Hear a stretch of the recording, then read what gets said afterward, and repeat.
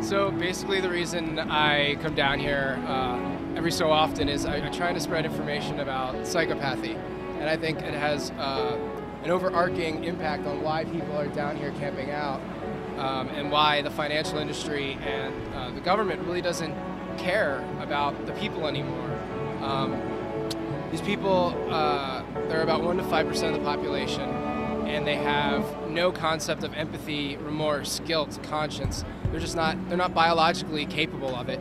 And they've shown this in MRI studies, and there's been a lot of actual hard science that proves the point that they're totally different than normal humans.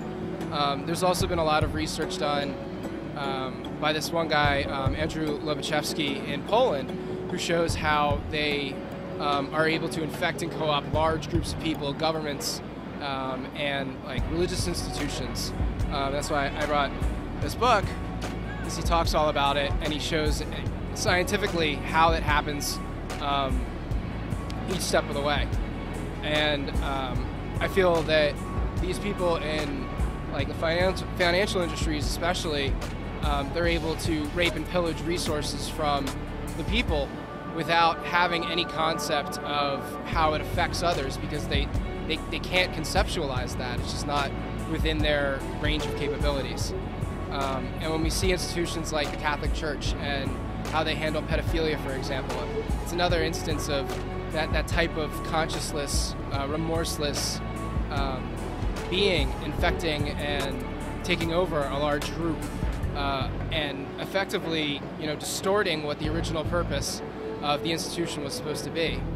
And these people, they've probably been with us since humanity evolved. We've never really had any scientific understanding of them or conceptualization of them.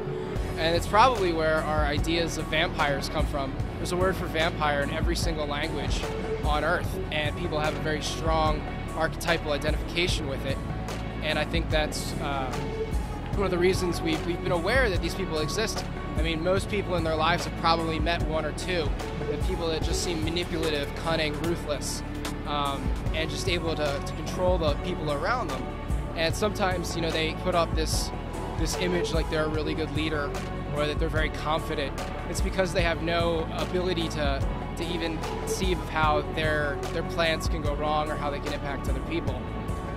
So my big push is to come down and to talk about it and to share information, because the only way that we're ever going to be able to beat them is when enough people in our society know that they exist and can spot the behaviors before they're able to be controlled by them. They have a very cunning sort of paralogic or a pseudo-logic where they take an ideal and twist it and manipulate it using words and imagery so that they can make themselves seem, righteous or correct. And when they do that, they can take in large groups of normal people, because people are very often identified with either a Christian ideology or an economic ideology or a political ideology, and any of those ideas can be effectively co-opted by this conscienceless, remorseless type of person or a group of those type of people, and use it to manipulate large groups of people. I think this is a really good example of what happened to the Republican Party, for example, because now we see Fox News and those kind of institutions that are always pushing this twist of truth, where they distort the meaning of, especially an event like this, where they come in and they, with broad strokes, paint a picture that's just not accurate, and large groups of people who aren't able to take the time to come down here and talk to people and see it for themselves are taken in by it. So that's the whole reason I come down here, is to spread awareness. This book, Political Pathology by Andrew Lobachevsky, is really good. Also the works of Robert Hare, Snakes in Suits, is a very effective one at showing how they can co-opt large corporations, how they get in, how they can climb the corporate ladder. And I think his work's a really good way of understanding that. Also, just any reading on psychopathy or psychopathy, sociopathy. There's different ways to describe the condition, but until we as a society have a very broad understanding where we can identify the behavior and refuse to tolerate it and participate in it anymore, we're still going to be able to be manipulated by them. So until we understand that point, I don't think there's any way we can effectively move forward with a system that's still controlled by psychopaths. They have a very charming personality. They're very likable. They come across as excellent conversationalists. They have a mask of sanity, which was a book actually written by Hervey Cleckley, who first started giving it scientific analysis back in like the 50s and 60s. But it's basically a personality mask that they wear, which makes them appear like any normal person. So they can effectively mimic our normal emotional responses without actually having them. So we think that, you know, we're talking to a normal person when in fact they're actually, you know, a consciousless being who just has this mask over their face and their personality that effectively blocks us from understanding what they really are.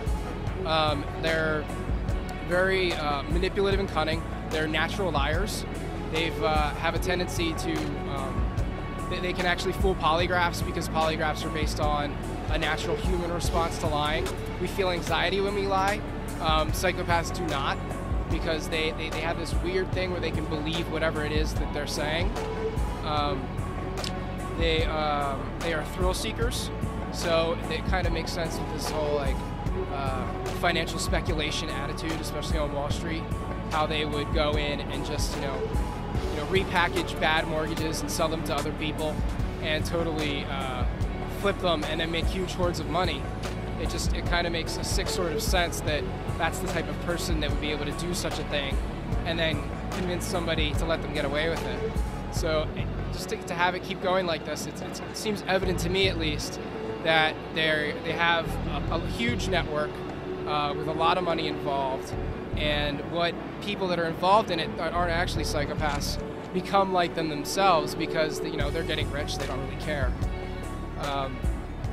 But yeah, primarily the trait is that they have no conscience. They have no ability to empathize.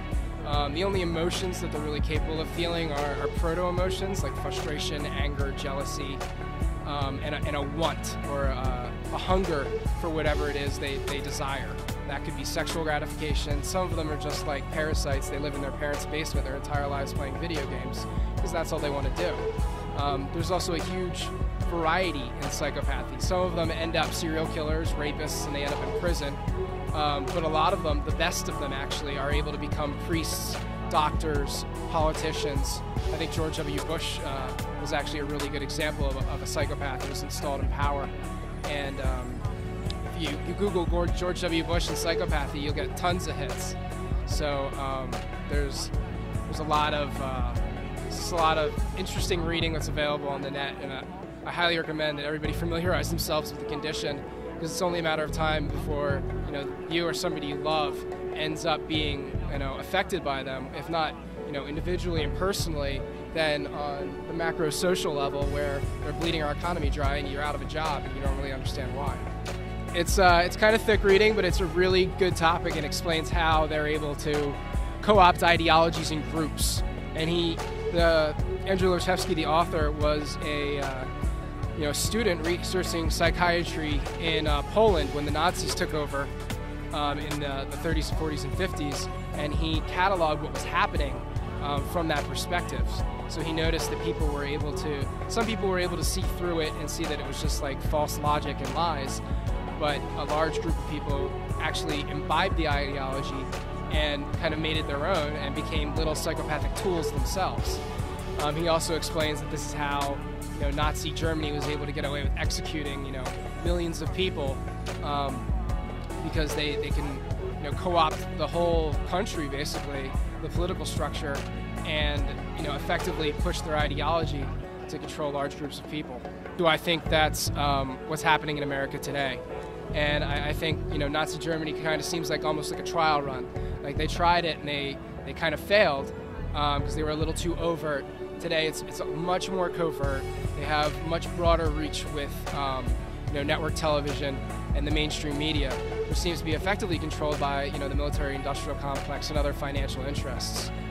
There's lots of interesting studies that show the concentration of power and wealth in the hands of very few people, and when that happens and they want to stay on top, they're willing to do anything, to go to any lengths to stay there. And I think that's basically what's happening in America, except, you know, we don't have enough awareness of psychopathy right now. We don't understand that they can be, you know, politicians, they can be CEOs, they can be, you know, religious leaders. And so many people just want to follow someone, they want to follow an ideology, and they don't have the time or the discernment to see through the lies and how they're actually being used to effectively control or combat, you know, normal conscience-filled human beings. So if we keep going down the path we're going, I don't think we'll be able to have things like this. We're going to end up with concentration camps or worse. But what really keeps me up at night is just the idea that, you know, sooner or later, you know, they're going to win. And I think the only way we can stop that is by spreading information about what kind of people they are, you know, how they operate, what their weaknesses are, and that's really our only shot at beating them. It's like David and Goliath, because we don't have money, we don't have resources, but we have knowledge and truth. So that's what I'm trying to use. That's why I come down here.